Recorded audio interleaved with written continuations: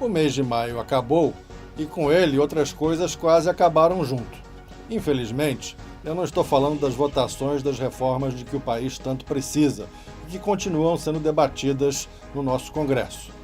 Por outro lado, a legislação sobre o Imposto sobre Serviços, o ISS, avançou e foi esse o tema que escolhemos para trazer para você em mais uma edição do nosso Giro TI de Notícias.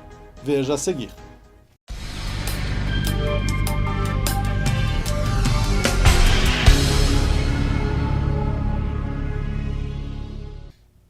Em dezembro de 2016, o Senado Federal aprovou uma reforma da lei do ISS, que é um tributo cobrado pelas prefeituras. Nós chegamos a comentar esse assunto num Giro de TI anterior, destacando quais foram os principais pontos que afetam o nosso setor. Na ocasião, foi criada uma nova categoria de serviços para permitir a tributação dos OTTs. Na verdade, essa é uma sigla que se refere a over the top, um termo em inglês que designa qualquer conteúdo que é transmitido pela internet. Nesse caso, os serviços prestados, por exemplo, por Netflix ou pelo Spotify, passariam a poder ser tributados pelo ISS. Também foram aperfeiçoadas as descrições de algumas categorias de serviço do setor de TI, por exemplo, trazendo um melhor detalhamento sobre a possibilidade de enquadramento do software como serviço e também sobre os jogos desenvolvidos para qualquer plataforma. Ainda na reforma, também se falou sobre reforçar que a alíquota de ISS cobrada sobre qualquer serviço não poderia ser inferior a 2%. O ponto mais polêmico, contudo, foi a alteração do local de cobrança do imposto. Se antes o ISS era cobrado no município onde estava estabelecida a empresa prestadora dos serviços, a reforma permitiu que essa cobrança passasse a ser feita no município onde está estabelecido a empresa recebendo os serviços prestados.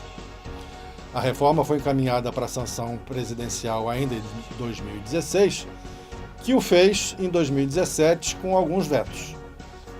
O setor se mobilizou em torno desse assunto, entregando em maio ao Congresso um manifesto defendendo a manutenção dos vetos presidenciais. 11 entidades empresariais assinaram esse manifesto, alegando que a derrubada dos vetos poderia inibir o crescimento da economia e do emprego e afetando especialmente aqueles municípios onde a atividade econômica não estivesse ainda muito desenvolvida. Mas não teve jeito. O veto presidencial foi derrubado agora, em 30 de maio último, por 49 votos a 1 entre os senadores e 371 votos a 6 entre os deputados, atendendo uma antiga reivindicação dos prefeitos.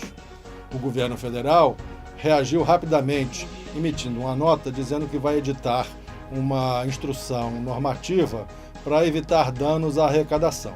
Isso tudo porque essa questão de mudança do local da cobrança, saindo dos municípios onde estão os prestadores de serviço e indo para os municípios onde estão as empresas tomadoras desse serviço, pode sim trazer alguns inconvenientes. Os menos atentos poderão achar que isso não afeta o setor de TI, já que a mudança cita explicitamente outros setores, como, por exemplo, o setor de cartões de crédito e de planos de saúde. O problema é que, com o veto, foi reintroduzido o parágrafo 4º do artigo 3º, que trata do não cumprimento do que está estabelecido no caput e no parágrafo 1º dos artigos 8A da Lei Complementar. Traduzindo esse juridiquês, na verdade, já estava valendo a questão de que o ISS mínimo a ser cobrado é 2%. Acontece que algumas prefeituras estavam usando subterfúgios, como, por exemplo, usaram a base de cálculo reduzida e, com isso, na prática, cobrar menos do que os tais 2%. Com a derrubada do veto, O que acontece agora é que, se por algum motivo, apesar de ainda continuar estando proibido cobrar menos de 2%, mas se alguém ainda tentar forçar a barra para isso, o município que for tomador dos serviços sendo prestados e pagando uma alíquota menor, poderá cobrar a diferença ou até mesmo a totalidade desse imposto. De qualquer modo, coloque-se na situação de uma empresa prestadora de serviços em diversos municípios. Se ela estiver nesse setor onde o ISS é cobrado no município do tomador dos serviços, veja que ela vai ter que acompanhar a legislação dos seus clientes em todos esses municípios. Primeiro, para saber qual que é a alíquota cobrada em cada um deles. E depois, para emitir a guia de cada um desses municípios e, assim, se manter em dia com as suas obrigações fiscais. Ou seja, vai aumentar ainda mais as rotinas para que elas possam se manter em dia com os seus impostos. Imagine isso acontecendo no setor de TI. Um inferno, não é verdade?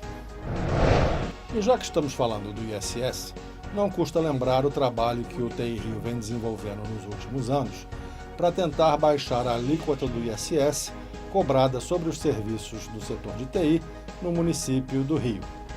Esse tema, inclusive, é um tema permanentemente em pauta no nosso site desde 2005.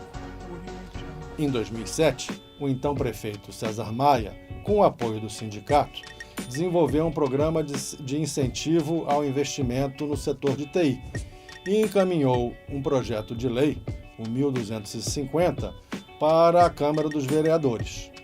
Esse projeto chegou inclusive a entrar na pauta algumas vezes, mas em todas elas ele foi retirado das discussões. Eduardo Paes foi eleito em 2008 e o sindicato tentou sensibilizar o novo prefeito sobre esse pleito já no seu primeiro ano de governo. Não apenas nos reunimos com ele, como demos também publicidade a outros pleitos do setor, realizando o 12º Fórum CEPRORG. Nesse fórum, a Prefeitura inclusive assumiu o compromisso de enviar um novo projeto de lei para a Câmara dos Vereadores. Assim, em novembro de 2009, o projeto de lei 491 foi enviado para apreciação.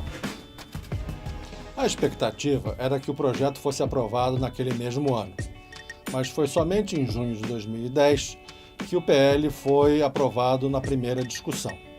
No entanto, era preciso uma aprovação numa segunda rodada. Por conta do recesso da Câmara, isso foi adiado para agosto daquele ano e depois novamente adiado. Em dezembro de 2010, o sindicato intensifica o corpo a corpo com os vereadores, especialmente aqueles que eram membros da Comissão de Ciência e Tecnologia da Câmara Municipal, e realiza mais um fórum com o mote "O Rio Merece". O ano termina sem a aprovação do PL, mas em 2011 o TI Rio volta à carga e mantém a pressão para a aprovação do projeto de lei. Para encurtar uma história que é triste, pois tem contribuído para o esvaziamento do setor de TI no município do Rio, o prefeito Eduardo Paes foi reeleito, mas não mobilizou a sua base de apoio para ter o projeto de lei aprovado. Nessas últimas eleições para prefeito, em 2016, o TI Rio voltou a apresentar os pleitos do setor para todos os candidatos que aceitaram nosso convite para vir conversar com os nossos empresários num café da manhã. Marcelo Crivella estava entre aqueles que aceitaram o nosso convite. Acho que vale a pena, inclusive, mostrar um pequeno trecho da entrevista que ele deu naquela ocasião. Olha, eu quero fazer com que o Rio de Janeiro seja a capital nacional do empreendedorismo. O Estado pode fazer isso facilitando nas burocracias municipais, pode fazer isso também com a renúncia fiscal, pode fazer isso também utilizando o seu poder estratégico de contratação para impulsionar o empreendedorismo. Como vocês puderam ver, o atual prefeito considera a possibilidade de renúncia fiscal para promover o empreendedorismo aqui no município. Já estivemos, inclusive, conversando com a secretária de Trabalho e Emprego, Clarissa Garotinho, que defendia a redução do ISS para o setor de TI na época em que era vereadora. Mas na prática, infelizmente, até agora pelo menos, as notícias não são animadoras, já que o projeto de lei que tratava do assunto foi arquivado e existe apenas uma promessa da Prefeitura de concluir um estudo para rever as condições em que o ISS para o nosso setor poderia ser reduzido, talvez inclusive restringindo esse benefício a uma área específica da cidade.